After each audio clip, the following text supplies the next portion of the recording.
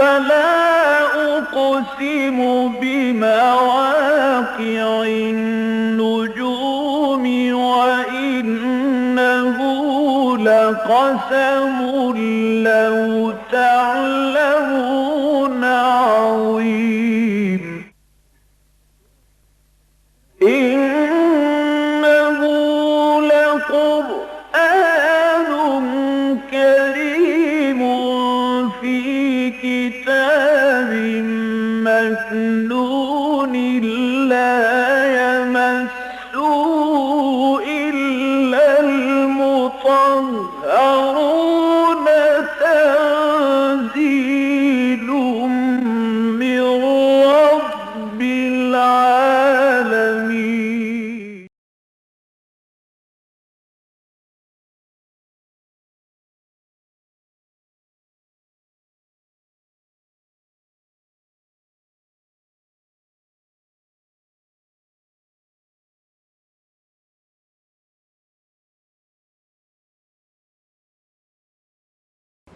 أعوذ بالله من الشيطان الرجيم.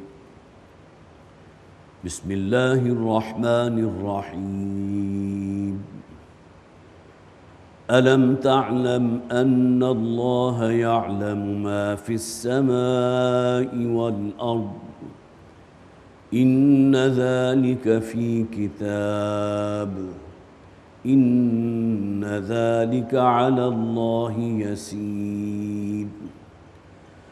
ويعبدون من دون الله ما لم ينزل به سلطانا وما ليس لهم به علم وما للظالمين من نصير.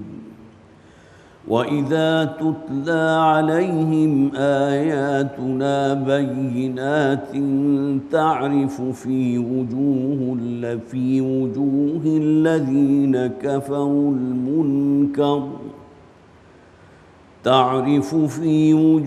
الذين كفروا المنكر يكادون يسطون بالذين يتلون عليهم آياتنا.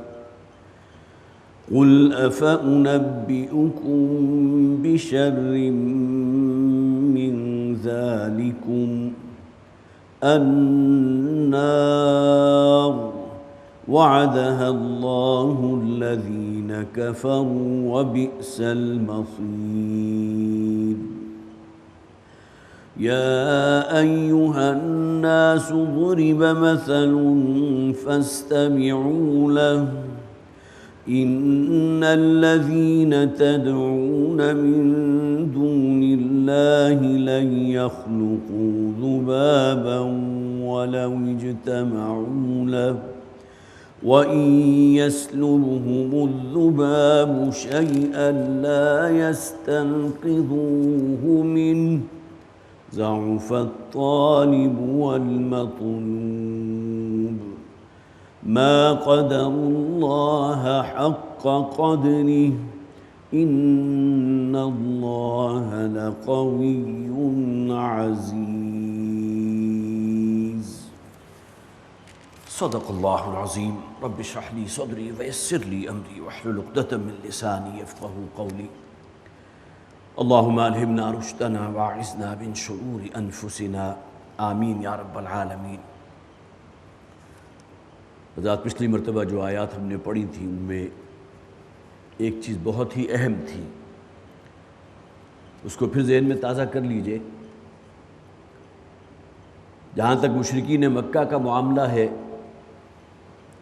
ان میں سے اکثریت تو ان لوگوں پر مشتمل تھی جو بعث بعد الموت کے قائل ہی نہیں تھے۔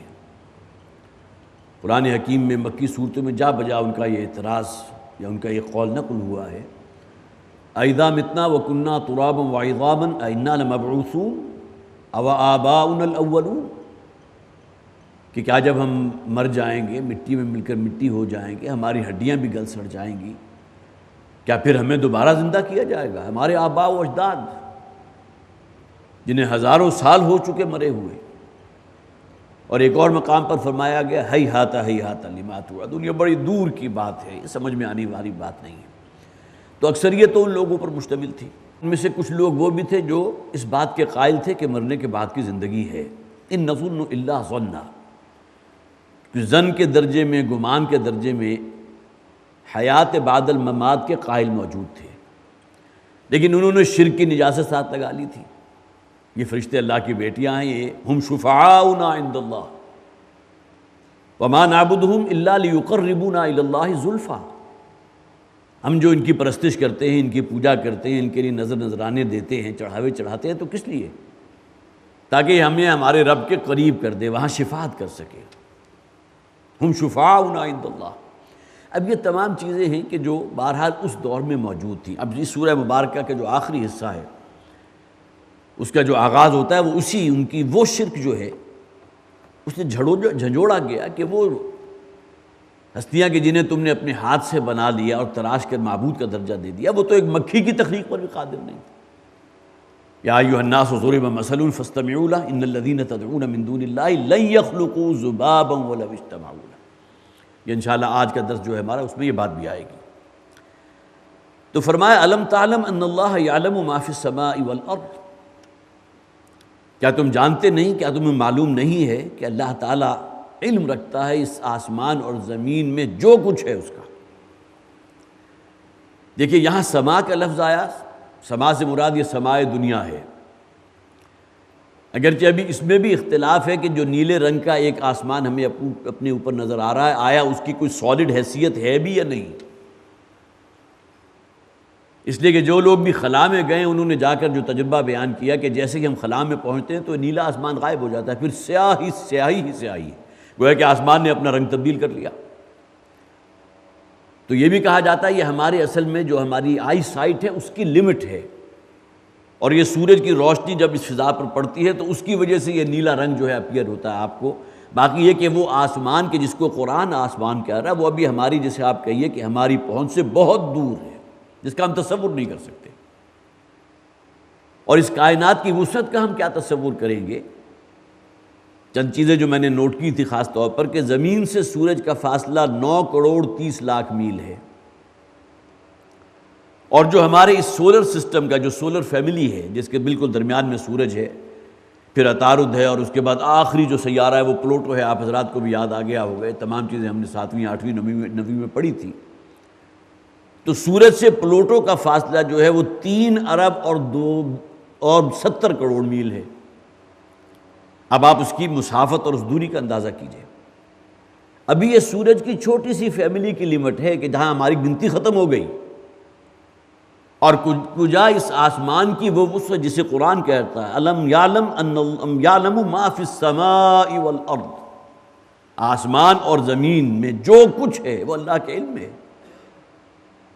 اسی طرح اب یہاں تک ہماری تحقیق پہنچی ہے کہ ایک سیارہ جو ہے اس فضا میں ایسا بھی موجود ہے جس کا نام انٹیریس ہے، ANTARES، کہ اس کا حجم اتنا ہے کہ جو سورج اور مریخ کے درمیان کا فاصلہ جو ہے وہ تقریباً 19 کروڑ میل، وہ اس کا قطر ہے۔ آپ اندازہ لگائیے، کہیں انسان جو ہے جسے کہا جاتا ہے نا کہ انسان متحیر رہ جاتا ہے، حیران ہو جاتا ہے، اس کی عقل جو ہے کام کرنا چھوڑ دیتی ہے جب اس کائنات کی وسعتوں پر غور کرتا ہے۔ تو الم تعلم ان اللہ یعلم ما فی السماء والارض، اللہ تعالیٰ کے علم کا تم کو اندازہ کر سکتے ہو؟ اس زمین و آسمان میں جو کچھ ہو رہا ہے ہر شے اللہ کے علم میں، جو شے موجود ہے وہ اللہ کے علم میں ہے۔ ان ذالک فی کتاب، اور یہ تمام چیزیں اللہ کے ہاں لکھی ہوئی موجود ہیں۔ قرآن حکیم میں کہیں یہ بھی فرمایا گیا کہ ان اللہ یعلم غیب السماوات والارض، اللہ تعالیٰ جانتا ہے اس زمین و آسمان کی تمام پوشیدہ حقیقتوں کا۔ اب اس کائنات کے کتنے ایسے پوشیدہ راز ہیں کہ جن تک ہماری کوئی رسائی نہیں۔ کچھ عرصہ پہلے ہمارے علم میں آیا تھا کہ بلیک ہولز بھی ہیں، بڑے بڑے جو ہے جسے آپ کہیے کہ ایسے ہولز موجود ہیں سیاہ رنگ کے کہ جس کے اندر بڑے بڑے سیارے اور گلیکسیز جا کر معدوم ہو جاتے ہیں، جنہیں بلیک ہولز کا نام دیا گیا۔ اب یہ تمام چیزیں جو قرآن حکیم میں کہا گیا نا، انما یخشی اللہ من عبادہ العلماء، کہ اللہ تعالیٰ کی خشیت اور اللہ کی ہیبت، اللہ کی قدرت، اللہ کی جلالت شان، اس کی خلاقیت جو ہے وہ انہی لوگوں کے اوپر واضح ہوتی ہے جن کے اندر علم موجود ہو۔ تو آپ کا علم جو ہے جتنا آگے سے آگے ترقی کرتا چلا جائے گا، آپ کے اوپر یہ جو پوشیدہ راز ہیں، یعلم غیب السماوات والارض، اس زمین و آسمان کی ہر پوشیدہ شے بھی اور ہر راز وہ اللہ کے علم میں ہے۔ یہاں بظاہر جو ہے خطاب نبی اکرم صلی اللہ علیہ وسلم سے علم تعلم، لیکن قرآن حکیم میں بہت سی آیات ایسی ہیں کہ جہاں بظاہر خطاب تو نبی اکرم صلی اللہ علیہ وسلم کی طرف ہوتا ہے، لیکن روح سخن مشرکین کی طرف، اور جو عتاب اور جو غصہ ہے اس کے اندر بڑا ایک جلالی انداز ہے۔ علم تعلم ان اللہ یعلم ما فی السماء والارض، کیا تم لوگ اس حقیقت کو نہیں جانتے؟ یہاں اگرچہ واحد کا صیغہ ہے، کیا تم نہیں جانتے کہ اللہ تعالیٰ آسمان اور زمین کی ہر شے سے واقف ہے، ہر پوشیدہ شے اس کے علم میں ہے؟ لیکن اصل میں یہاں عتاب ہے، ایک جھنجھوڑنے کا انداز ہے اس اللہ کے بارے میں، جیسے کہ آگے آ جائے گا، ما قدر اللہ حق قدرہ، انہوں نے تو اللہ تعالیٰ کی قدرت کا اندازہ کیا ہی نہیں جیسا کہ کیا جانا چاہیے۔ یہ تو اپنے آپ کو بھی اب اللہ کو بھی یوں سمجھتے ہیں جیسا کہ کوئی بڑا بادشاہ ہے، اسے بھی نائبین کی ضرورت ہے، بڑے سے بڑا کسی بادشاہ کا تصور ان کے ذہن میں آتا ہے تو اللہ تعالیٰ کو زیادہ سے زیادہ وہاں تک پہنچا دیتے ہیں، اس سے آگے ان کی رسائی نہیں۔ ان ذالک فی کتاب، ہر شے اللہ کے ہاں ایک کتاب میں موجود۔ اب یہاں انسان کا ہر عمل بھی مراد ہے، اس کی زبان سے نکلا ہوا ہر لفظ مراد ہے، اور اس کا بہترین نقشہ کھینچا گیا، یہی اصطلاح کتاب کی استعمال ہوئی ہے سورہ کہف میں، وَوُضِعَ الْكِتَابُ فَتَرَى الْمُجْرِمِينَ مُشْفِقِينَ مِمَّا فِيهِ، اس دن وہ اعمال نامہ الکتاب، ہر انسان کی جو ہے وہ بھی ایک الکتاب موجود ہے، اس کو نصب کر دیا جائے گا۔ فَتَرَى الْمُجْرِمِينَ مُشْفِقِينَ مِمَّا فِيهِ وَيَقُولُونَ يَا وَيْلَنَا مَا لِهَذَا الْكِتَاب، تو جب وہ دیکھیں گے یہ مجرم، اس کو غور سے پڑھیں گے، اپنی زندگی کی ایک ایک ڈیٹیل اس میں موجود پائیں گے، تو وہ چیخ اٹھیں گے کہ یہ کیسا اعمال نامہ ہے، یہ کیسی کتاب ہے، ان ذالک فی کتاب۔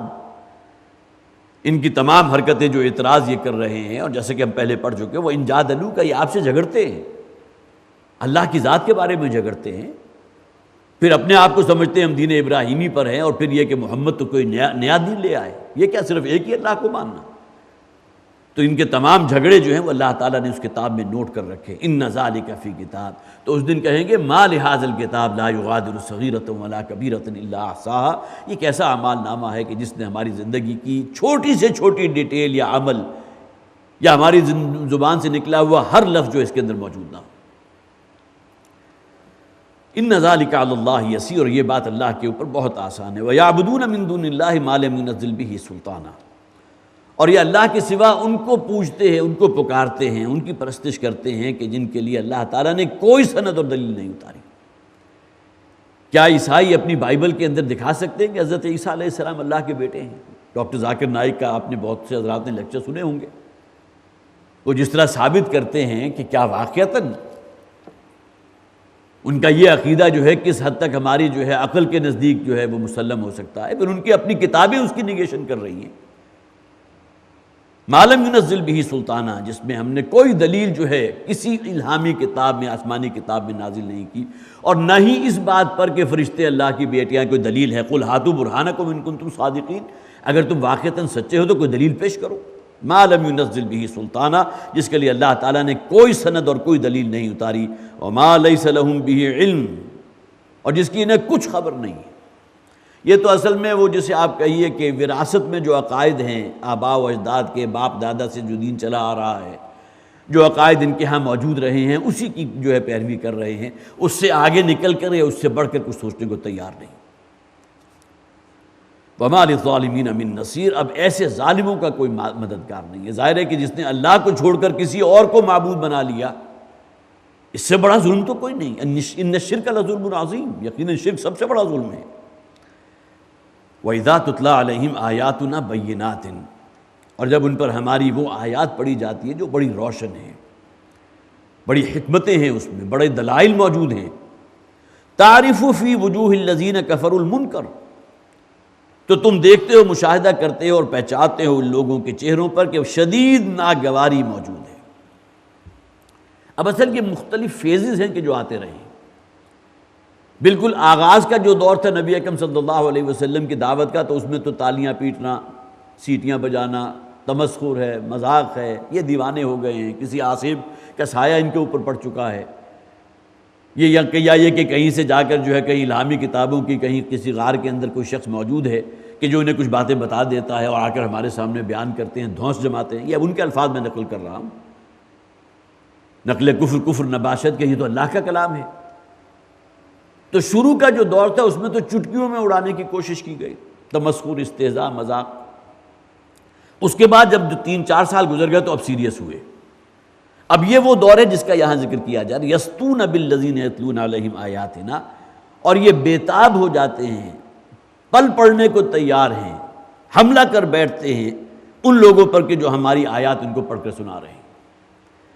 اب ظاہر ہے کہ اب پہلا فیز گزرنے کے بعد اب یہ ناگواری اس درجے بڑھ گئی. اب اسی فیز کا ذکر ہے جو اور بھی موجود ہے قرآن حکیم میں، جس میں الفاظ استعمال کیے گئے والغوا فیہ، کہ جب اللہ کی آیات تمہیں پڑھ کر سنائی جا رہی ہو تو اس میں اپنا شور شرابہ شروع کر دو، تالیاں پیٹنے لگو، بے ہنگم قسم کی آوازیں نکالنے لگو تاکہ لوگوں کے کانوں تک وہ بات نہ پہنچ سکے. یہ ہوا کرتا ہے، آپ نے اپنی اسمبلیوں میں بھی یہ نقشہ دیکھا ہوگا. اگر کوئی صاحب تقریر کر رہے ہیں اور ایک طبقہ ایسا موجود ہے کہ جو نہیں چاہتا لوگوں تک ان کی وہ بات پہنچے، تو وہ کیا کرتے ہیں؟ وہ جو ہے ڈیسک بجانا شروع کر دیتے ہیں، کوئی ہنگامہ شروع کر دیتے ہیں. اس وقت بھی یہی ہوتا تھا. تو والغوا فیہ، اس میں اب جو ہے کوئی ہنگامہ شروع کر دو، کوئی لاہ و لعب شروع کر دو، غل کا پاڑا جسے عام طور پر کہا جاتا ہے، تاکہ لوگ ان کی بات نہ سن سکیں. اسی طرح سورہ لقمان کی آیت نمبر 6 ہے، وَمِنَ النَّاسِ مَن يَشْتَرِي لَهْوَ الْحَدِيثِ لِيُضِلَّ النَّاسِ، اور لوگوں میں سے وہ بھی ہیں کہ جو بہت ہی لہو قسم کی کہانیاں اور باتیں جو ہیں اس میں لوگوں کو لگائے رکھنے میں، مگر رکھنے میں مخصوص ہیں. اور یہاں خاص طور پر ذکر بھی کیا گیا تھا، ایک بڑا متمول آدمی تھا وہاں مکہ کا رہنے والا، جو کہیں سے جا کر جو ہے ناچنے والی کہیں سے لے کر آیا، اور اس کا یہ کام تھا کہ جب حضور صلی اللہ علیہ وسلم جو ہے وہ نکلتے تھے دعوت و تبلیغ کے لیے تو یہ اپنا اعلان کرتا پھرتا تھا کہ آج شام کو فلاں جگہ وہ جو ہے ناچ گانے کی محفل ہوگی، وہاں پہنچو. تو اس کے لیے باقاعدہ ایک لونڈی جو ہے، ایک رقاصہ کی خدمات حاصل کی گئی تھی کہ کسی طرح لوگ جو ہے محمد رسول اللہ صلی اللہ علیہ وسلم کی اس دعوت کی طرف جو ہے وہ راغب نہ ہو جائے. یہ تو ابھی وہ باتیں تھیں کہ جس میں ابھی تشدد نہیں تھا. لیکن اس کے بعد جو اگلا فیز آیا ہے اس کا یہاں ذکر کیا گیا، وَإِذَا تُتْلَىٰ عَلَيْهِمْ آيَاتُنَا بَيِّنَاتٍ، اور جب ان پر ہماری وہ بہت ہی روشن نشانی والی آیات جو ہیں وہ پڑھ کر انہیں سنائی جاتی ہیں، تَعْرِفُ فِي وُجُوهِ الَّذِينَ كَفَرُوا الْمُنكَرَ، تو ان لوگوں کے چہروں پر شدید ناگواری کے احساس تم محسوس کرتے ہو. چہرے ان کے بگڑ جاتے ہیں، ان کے نتنوں سے جو ہے گرم ہوا خارج ہونے لگتی ہے اور ان کی تیوریاں چڑھ جاتی ہیں، ان کی آنکھیں تن جاتی ہیں، بھویں تن جاتی ہیں. یکادون یسطون بالذین یتلون علیہم آیاتنا، اور وہ قریب ہوتے ہیں اس بات کے کہ پل پڑیں ان لوگوں کے اوپر، حملہ کر دیں ان کے اوپر جو انہیں ہماری آیات سنا رہے ہیں. اور ایسا کچھ ہوا. نبی اکرم صلی اللہ علیہ وسلم کے ساتھ ایک مرتبہ ہوا تھا. شہن کعبہ میں آپ دعوت دے رہے تھے، کوئی بات کہہ رہے تھے، تو لوگ اٹھے ہیں اور آ کر جو ہے آپ کو مارنا شروع کیا. ایک بدبخت نے جو ہے اپنی چادر جو ہے حضور کے گلے میں ڈال کر اسے کھینچا کہ آپ کی آنکھیں ابل پڑی. حضرت ابوبکر صدیق رضی اللہ تعالیٰ عنہ کہیں قریب بیٹھے ہوئے تھے، انہوں نے جیسے ہی دیکھا کہ محمد صلی اللہ علیہ وسلم ان کے ساتھ اس طرح دست درازی ہو رہی ہے، تو آپ اٹھے اور جو ہے اس شخص کے اور ان لوگوں کے اور حضور کے درمیان آ گئے. اب جو غصہ حضور کے بارے میں تھا اس لیے کہ حضور کا تعلق تو بنی ہاشم سے تھا اور ایک بہت ہی باحثیت خاندان تھا وہاں کا، لہٰذا حضور کو تو چھوڑا، حضرت ابوبکر صدیق رضی اللہ تعالیٰ عنہ کو جو مارنا شروع کیا ہے تو اپنی دانست میں مردہ سمجھ کر چھوڑ کر گئے. یہ تو اللہ تعالیٰ کو ان کی زندگی ابھی منظور تھی کہ اس وقت بے ہوش ہوئے تھے، انہوں نے سمجھا مر چکے ہیں. تو یہ معاملات اٹیمپٹ جو ہیں ان لوگوں پر بھی ہوئی ہیں کہ جنہوں نے دین کی بات کی ہے، قرآن کی آیات سنانے کی کوشش کی ہے. اور ظاہر ہے کہ اس کا سب سے بڑا جسے آپ کہیے کہ اس سے بڑی بات کیا ہوگی کہ یہ تشدد اور یہ دست درازی کا معاملہ محمد رسول اللہ صلی اللہ علیہ وسلم کے ساتھ بھی ہوا. قُلْ أَفَأُنَبِّئُكُم بِشَرٍّ مِّن ذَلِكُمْ، اے نبی ان سے کہہ دیجئے، انہیں خبردار کر دیجئے کہ کیا میں تمہیں بتاؤں ایک ایسی شے کہ جو اس سے کہیں زیادہ بری ہے تمہارے لیے. گویا کہ اللہ کی آیات کو سن کر جو ناگواری اور جو نفرت اور جو تکلیف تمہیں ہو رہی ہے، ایک اور شے ہے جو تمہاری منتظر ہے جس کی رد عمل میں تمہیں اس سے کہیں بڑھ کر تکلیف ہوگی. اور وہ کیا ہے؟ النار، وہ جہنم کی آگ ہے. اللہ تعالیٰ کی سنت ہے، یہاں وہ ہاتھ کے جو حضور پر اٹھے تھے دست درازی کے لیے، یا وہ ہاتھ کے جن کے ہاتھوں میں پتھر پکڑے ہوئے تھے طائف کا جو حضور کا سفر تھا، اور تاک تاک کر حضور کا نشانہ بنا رہے تھے، اللہ چاہتا تو ان لوگوں کے ہاتھوں کو شل کر دیتا۔ وہ بدبخت کے جس نے اپنی چادر جو ہے حضور کے گلے میں لپیٹ کر کھینچا تھا، اس کے ہاتھ کی قوت بازو کو سلب کر لیتا، سب کچھ ہو سکتا تھا۔ لیکن یہ کہ اللہ تعالیٰ کی سنت یہ ہے کہ اہل ایمان کو آزمائیں۔ والد محترم کہا کرتے تھے، مولانا مناظر احسن گیلانی رحمۃ اللہ علیہ نے خاص طور پر جو نقطہ بیان کیا تھا کہ طائف کے سفر سے پہلے تو گویا کہ عام مسلمانوں کے ساتھ جو سلوک ہو رہا تھا لگ بھگ وہی معاملہ حضور کے ساتھ بھی تھا، جس کی ابھی 2 مثالیں میں نے آپ کو دی، اس کی وہ مثال بھی آپ نے سنی ہوگی کہ حضور حالت سجدہ میں تھے اور اونٹ کی کس قدر وزنی اوجڑی ہوتی ہے وہ لا کر حضور کے اوپر ڈال دی گئی۔ گویا کہ اس دور تک، اس حد تک جو ہے حضور صلی اللہ علیہ وسلم اس پرسیکیوشن میں موجود رہے ہیں، صحابہ کے بالکل ساتھ ساتھ۔ وہ تشدد آپ کی ذات پر بھی ہوا، لیکن طائف سے جو واپسی کا سفر ہے، اب یہاں خصوصی پروٹیکشن نبی اکرم صلی اللہ علیہ وسلم کو اللہ تعالیٰ کی طرف سے نصیب ہوئی ہے۔ اس لیے کہ یہ بات بھی آپ حضرات کے علم میں ہوگی کہ واپس داخل نہیں ہو سکتے تھے مکے میں، اس لیے کہ حضور کے جسے آپ کہیے کہ وارنٹ جاری ہو چکے تھے کہ قتل کر دیا جائے، جہاں بھی محمد کو پاؤ صلی اللہ علیہ وسلم اس کو قتل کر دو۔ جب تک کسی ایک ایسے باحیثیت شخص کی امان حاصل نہ کرے کہ جس کی بات کو وہاں کے تمام قبائل کے سردار بھی تسلیم کر لیں، حضور مکے میں داخل نہیں ہو سکتے تھے۔ اب یہ بہرحال نبی اکرم صلی اللہ علیہ وسلم، یہ سیرت کا باب آپ حضرات کے علم میں ہوگا کہ آپ نے کئی لوگوں تک جو ہے یہ بات پہنچائی، حضرت زید بن حارثہ رضی اللہ تعالیٰ عنہ کے ذریعے، کہ جا کر ان سے کہو کہ مجھے اپنی امان میں لے کر یہاں آنے دیں، لیکن یہ کہ تمام لوگوں نے انکار کر دیا۔ ہاں ایک شخص تھا مطعم بن عدی جو ایمان نہیں لایا، لیکن یہ کہ بہت بڑا احسان ہے، اور اس احسان کو محمد رسول اللہ صلی اللہ علیہ وسلم نے پوری زندگی محسوس کیا۔ وہ آیا اور اپنے ساتھ 5 جو ہے کڑیل جوان بیٹے ان کے ساتھ تھے، ہتھیار سجے ہوئے تھے، گھوڑوں پر سوار تھے، اور وہ یہ صدا لگاتے ہوئے جو ہے وہ گئے ہیں اور حضور کو واپس لے کر آئے ہیں کہ لوگوں خوب اچھی طرح دیکھ لو کہ میں نے محمد کو پناہ دی صلی اللہ علیہ وسلم۔ گویا کہ بظاہر یہ کہا جا سکتا ہے کہ ایک کافر کی پناہ لے کر حضور دوبارہ مکہ میں داخل ہوئے۔ وہ جو اللہ تعالیٰ کی سنت ہے کہ اللہ تعالیٰ اپنے دین کا کام جو ہے کسی کافر سے، فاسق سے، کسی سے بھی لے سکتا ہے، تو یہ پروٹیکشن اللہ تعالیٰ نے فراہم کی۔ مادی اعتبار سے دیکھے تو ایک شخص وہ جو کافر تھا، آج اگر ہم اس قسم کے جو ہے وہ کہیں آ جائے تو سب سے پہلے تو فتویٰ یہ ہو جائے ایک کافر کی امان لی بھی جا سکتی ہے نہیں لی جا سکتی، لیکن یہ کہ بہرحال حالات کا تقاضا یہ تھا۔ اب جب تک پھر حضور وہاں رہے ہیں مکہ میں، اس کے بعد پھر سفر ہجرت جلدی ہو گیا، تو اس وقت تک حضور جو ہے اس شخص کی پناہ میں رہے، مطعم بن عدی۔ تو قل افانبئکم بشر من ذالکم، اے نبی ان سے کہہ دیجئے کہ کیا میں تمہیں خبردار کروں یا بتاؤں اس انجام کے بارے میں، اس شر کے بارے میں جو کہیں زیادہ ہے اس سے، النار، وہ جہنم کی آگ ہے، وعدہ اللہ الذین کفروا وبئس المصیر، اور یہ پختہ وعدہ ہے اللہ کا ان لوگوں کے لیے، جہنم کی آگ لازماً ٹھکانہ بنے گی، اس میں یقیناً جھونکے جائیں گے۔ کون لوگ؟ الذین کفروا، جنہوں نے کفر کیا ہے۔ میں نے آغاز میں بھی پہلے بھی عرض کیا تھا اور اس سے پہلے بھی عرض کرتا رہا ہوں جب ہم اس صورت کا مطالعہ کر رہے تھے، اس میں مکی اور مدنی دونوں آیات موجود ہیں۔ وبئس المصیر، اور وہ بہت ہی برا ٹھکانہ ہے۔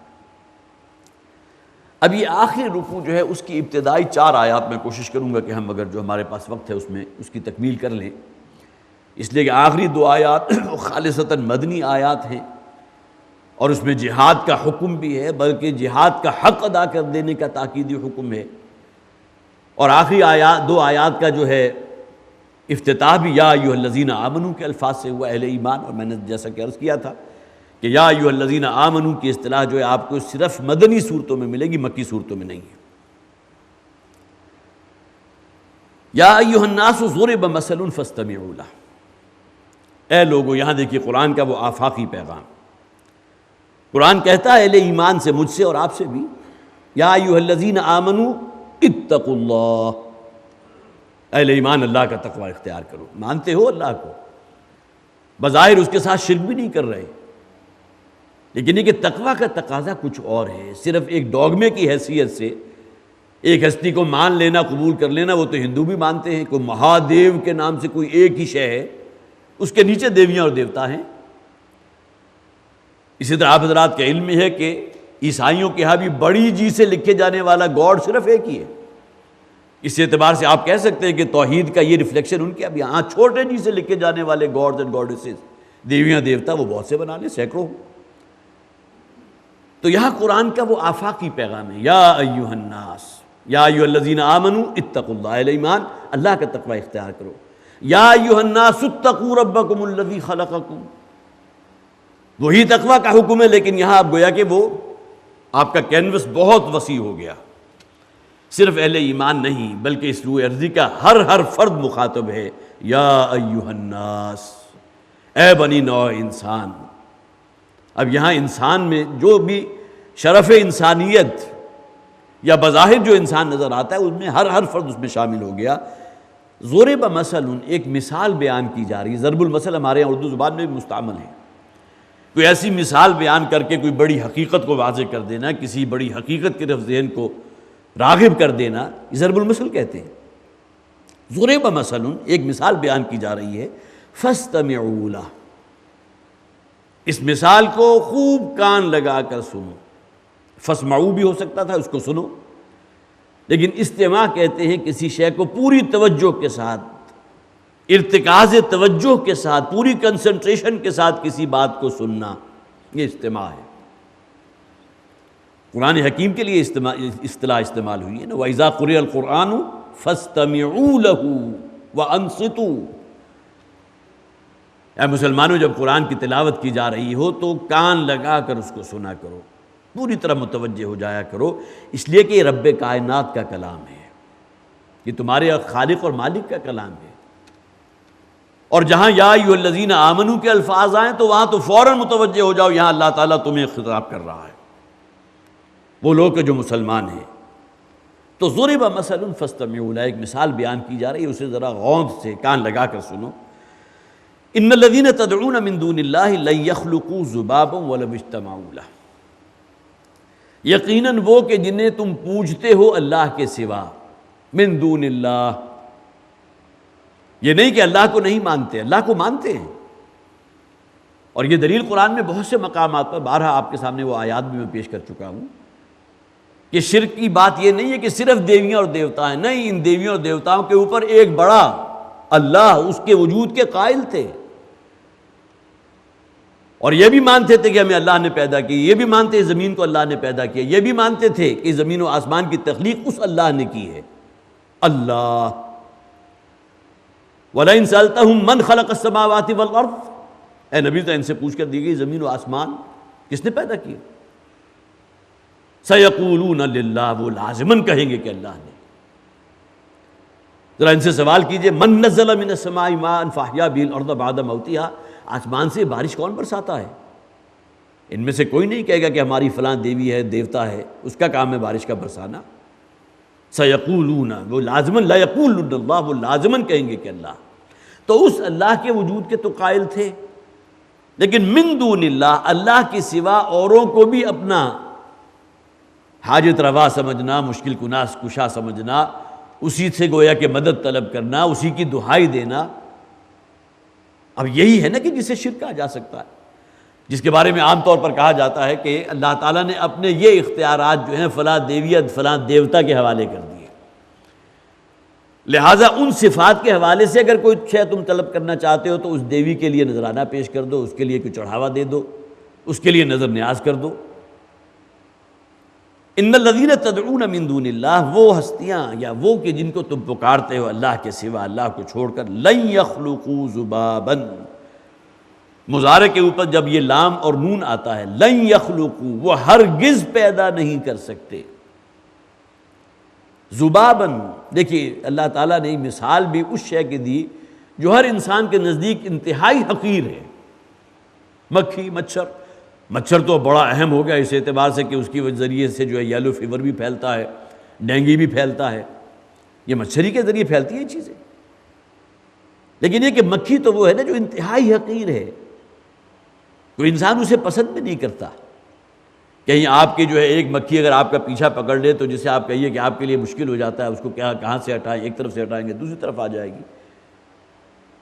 لن یخلقوا ذبابا، یہ ہرگز پیدا نہیں کر سکتے ایک مکھی بھی، ولو اجتمعوا لہ، یہاں کسی صرف ایک دیوی یا دیوتا کی بات نہیں، یہ تمام اکٹھے ہو کر زور لگا لیں، اپنی تخلیق کی تمام صلاحیتوں کو پول بھی کر لیں، تب بھی ایک مکھی کی تخلیق پر قادر نہیں ہے۔ اور یہ چیلنج آج بھی ہے۔ آپ نے کہیں سے مکھی کا انڈا لے لیا اور اس کو ہیج کر دیا تو مکھی وجود میں آ جائے گی، اس میں آپ نے کیا کمال کیا؟ میں تو عام طور پر کہا کرتا ہوں مثال دینے کے لیے، اور کراچی میں یہ چیز بڑی عام ہے، جو بھی وہاں ساحل کے نزدیک جو آبادیاں ہوتی ہیں تو وہاں مرغی کے انڈے کے نام سے جو شے بکتی ہے دکانوں پر، وہ کچھوے کا انڈا ہوتا ہے، بالکل وہی ساز وہی رنگت، لیکن کچھوے کا انڈا ذرا زیادہ گولائی کی طرف ہوتا ہے، مرغی کا انڈا جو ہے بیضوی ہوتا ہے۔ اب انڈا بظاہر ایک ہے، آپ اس کو توڑیں تو اس کے اندر بھی وہی زردی ہوگی، وہی سفیدی ہوگی، اس کے ذائقے میں بھی قطعاً کوئی فرق نہیں۔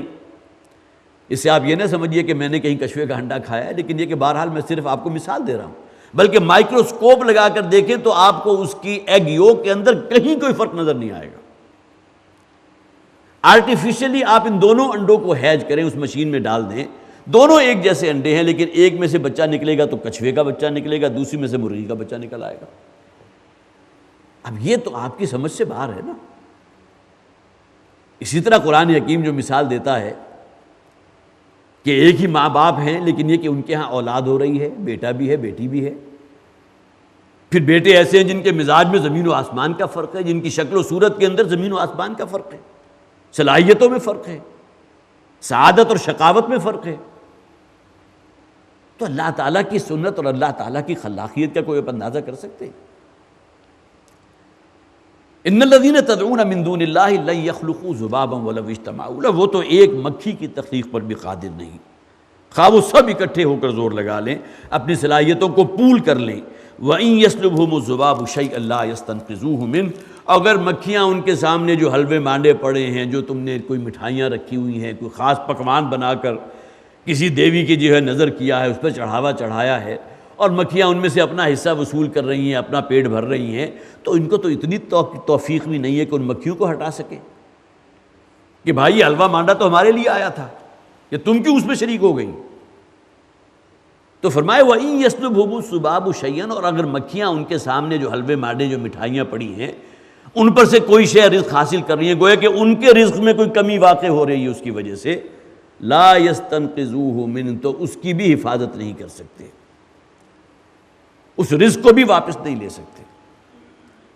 اس سے بھی آگے بڑھ کر ہوتا ہے انسان کی طبیعت، ظاہر ہے کہ ایک فطرت سلیم کا مالک انسان جو ہے، کسی شے کے اوپر مکھیاں بھنبھنا رہی ہیں تو انسان وہاں کھڑا ہونا پسند نہیں کرتا۔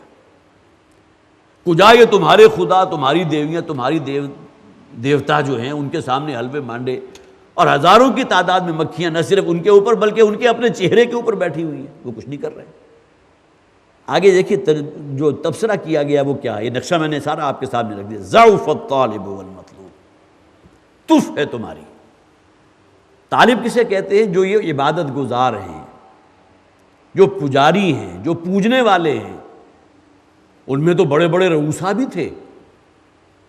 آج بھی آپ دیکھ لیجئے کہ ہندوستان کے رہنے والے کتنے بلینئرز ہوں گے جن کی دولت کا کوئی اندازہ نہیں، لیکن یہ کہ دیویوں اور دیوتاؤں کے سامنے یوں ہاتھ جوڑ کر کھڑے ہوتے ہیں۔ لکشمی دیوی غالباً اسی کی کرپا ہے کہ جو ہمارے پاس یہ سب کچھ آج موجود ہے۔ ضعف الطالب والمطلوب، اس سے زیادہ جسے آپ کہیے کہ الفاظ جو ہیں ہو نہیں سکتے، انتہائی ضعیف ہے، کمزور ہیں، بودے ہیں، ان کی عقل کا ماتم کیا جانا چاہیے، یہ طالب بھی اور مطلوب بھی۔ طالب اور مطلوب کس اعتبار سے؟ عابد اور معبود۔ عابد کون ہے؟ یہ مشرکین، یہ ہے نا اصل میں عبادت کرنے والے۔ کن کی؟ وہ معبود کے جو دیوی اور دیوتاؤں کی شکل میں وہاں موجود ہے، جو ایک مکھی کی تخلیق نہیں کر سکتے، مکھی کو اپنے چہرے سے ہٹا نہیں سکتے، مکھی جو ان کے رزق میں سے اپنا حصہ وصول کر رہی ہے وہ واپس نہیں لے سکتے۔ ضعف الطالب والمطلوب، انتہائی بودے اور کمزور، یہ طالب بھی اور مطلوب بھی۔ اور یہاں اس بات کو ذہن میں رکھیے کہ انسان کی شخصیت جو ہے وہ پروان چڑھتی ہے اسی اعتبار سے کہ انسان کا آئیڈیل اور ہدف کیا ہے، نصب العین کیا ہے۔ ہمارے معاشرے میں وہ لوگ بھی موجود ہیں، اکثریت انہی کی ہے، جن کے نزدیک ہدف اول اور ہدف آخر اپنی ذات، مفاد پرستی، خود غرضی، اس سے آگے نکل کر کچھ سوچنے کو تیار ہی نہیں.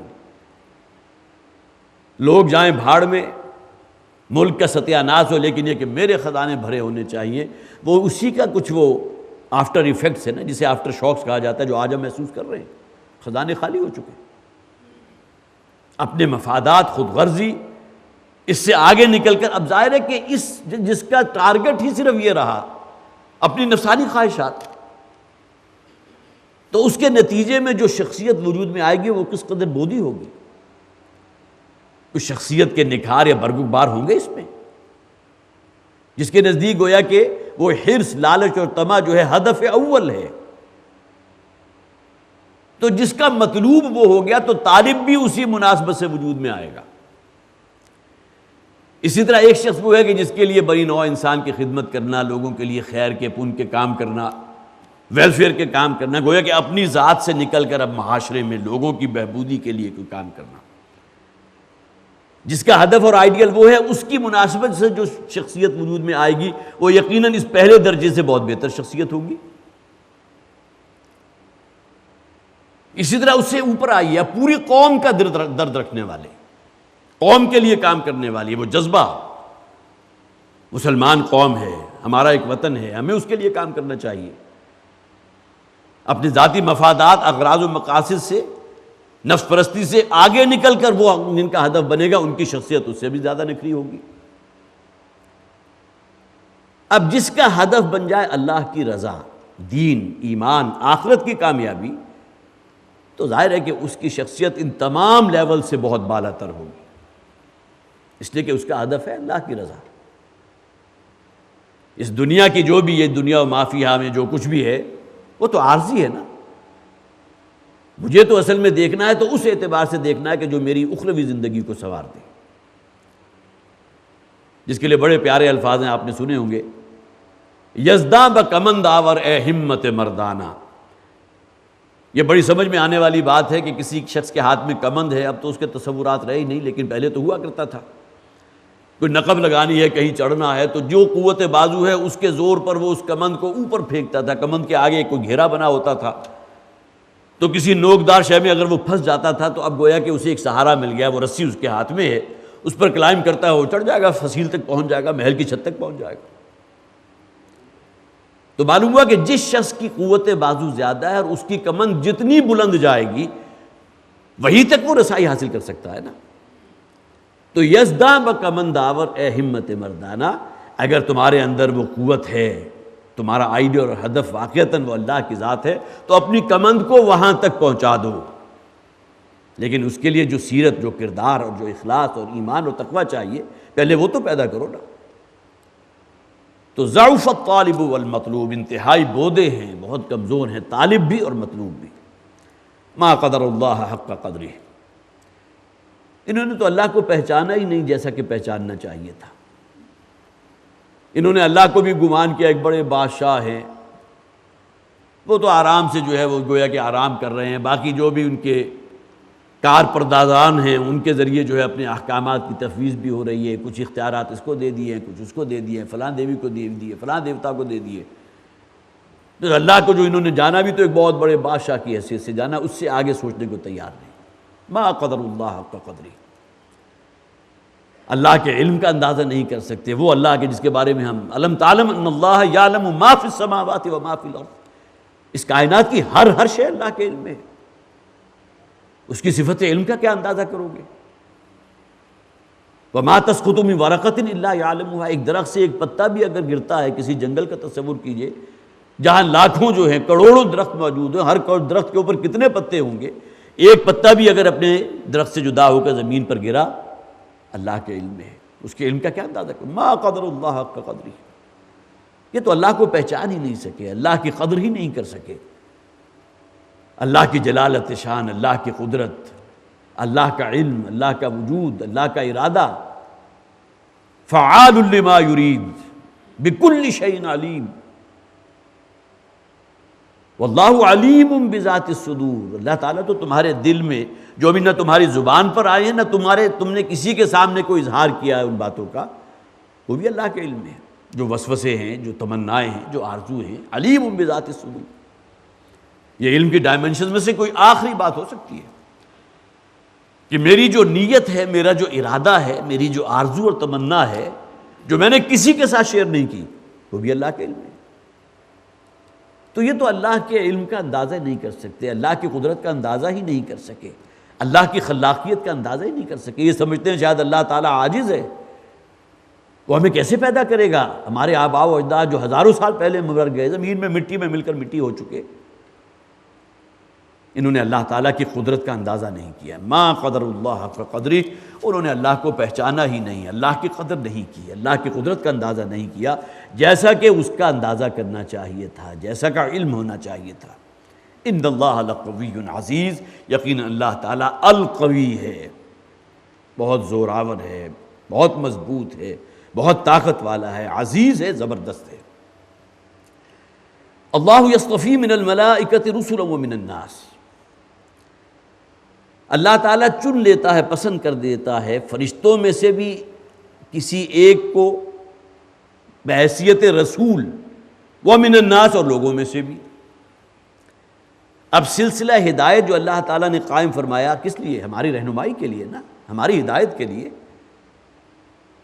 اس کی یہ ایک درمیانی کڑی ہے، اللہ کے پیغام کو رسول بشر تک پہنچانے کے لیے درمیان کی ایک کڑی اللہ نے جو منتخب کی ہے، اپنے ایک جلیل القدر فرشتے کو، جو فرشتوں میں یقیناً سردار ہیں سب کے، حضرت جبرائیل علیہ السلام، ان کو منتخب فرمایا کہ اللہ کے پیغام کو رسول تک پہنچائے۔ لہٰذا یہ سلیکشن دونوں اعتبار سے ہوئی، بندوں میں سے چنا کسی ایک شخص کو نبی یا رسول کی حیثیت میں،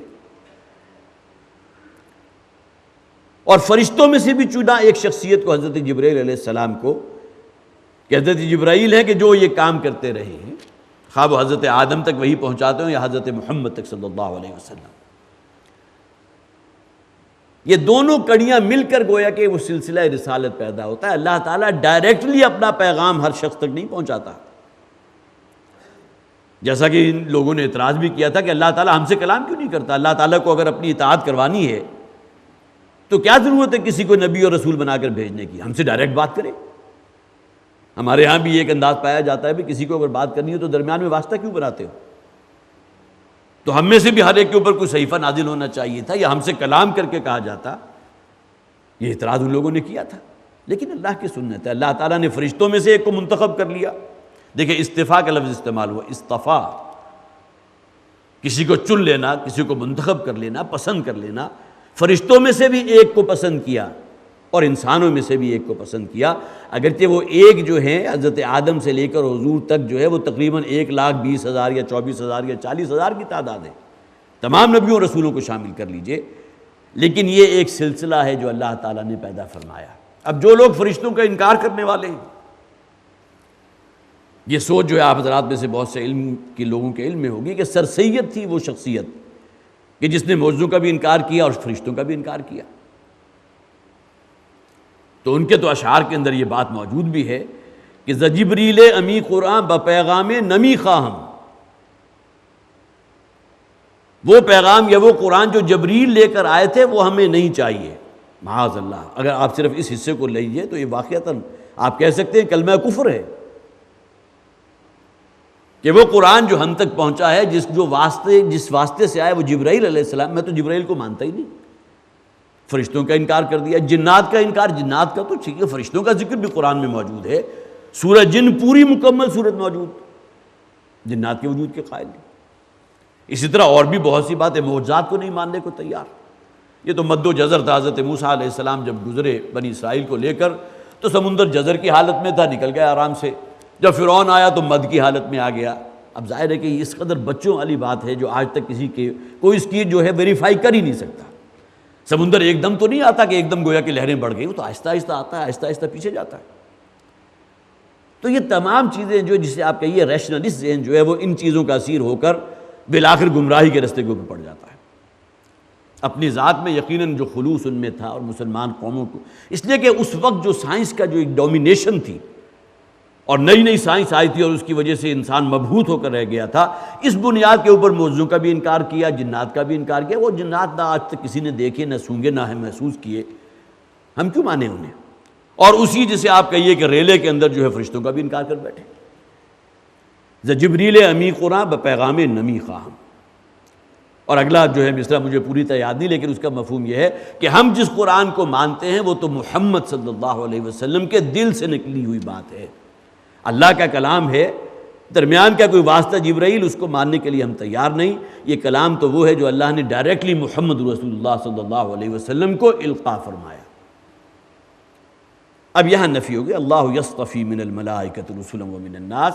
اللہ تعالیٰ کی سنت ہے وہ فرشتوں میں سے بھی ایک شخصیت کو چن لیتا ہے.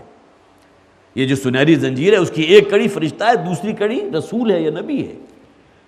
مطلوب کیا ہے؟ اللہ کے پیغام کو لوگوں تک پہنچانا، درمیان کی یہ دو کڑیاں.